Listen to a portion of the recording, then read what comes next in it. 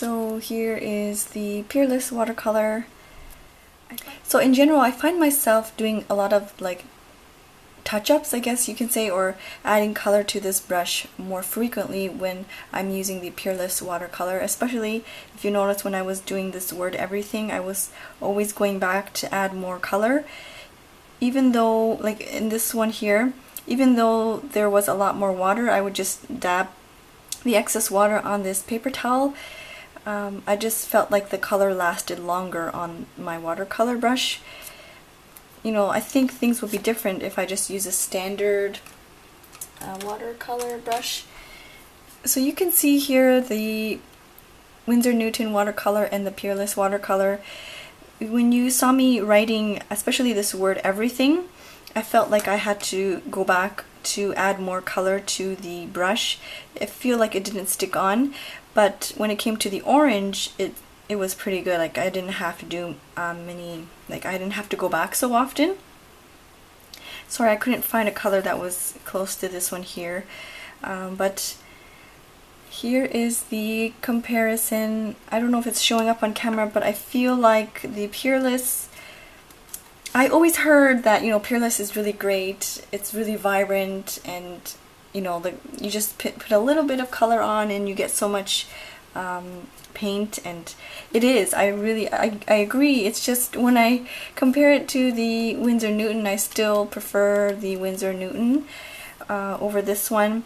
You can see here on the blue, the color isn't as vibrant. And I've noticed through my pages, you can see here, for example, the color is not as dense, or it's not popping out as much. This is an example of the Peerless watercolor. And then example of, this is the Winsor Newton. So here you can see this is Peerless watercolor. The lettering is not as dense, like the color is not as dense. It's kind of, maybe it's because I had too much water, I don't know. But I feel like this look is consistent. This is also Peerless watercolor.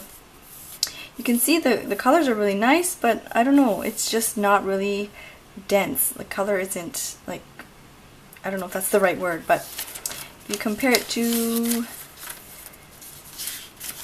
for example, this one is the Winsor Newton. It's really, really nice. It's vibrant, as well as it's just really, the color, even if there's certain areas that have a little bit more water, it's just still very dense. I'm sorry, that's the only word I can think of, the lettering. So that was my really quick review, or I guess first impressions of the Peerless watercolor. These are both very portable travel color water sets. This one you can just literally slip in here, like in the back here, and take it with you. And it adds hardly any bulk. If you have your Hobonichi cover, you can put it in your cover with no bulk whatsoever, and you just have to bring your watercolor brush. I think when it comes to color payoff, both are really nice. I still prefer the Winsor Newton, this one here, over the Peerless watercolor, but I guess some people will like this watercolor effect.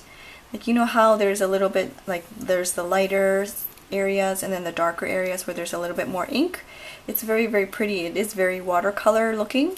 It's the same thing here, but it's I guess the lettering, the coloring is a little bit lighter, so some people might prefer that.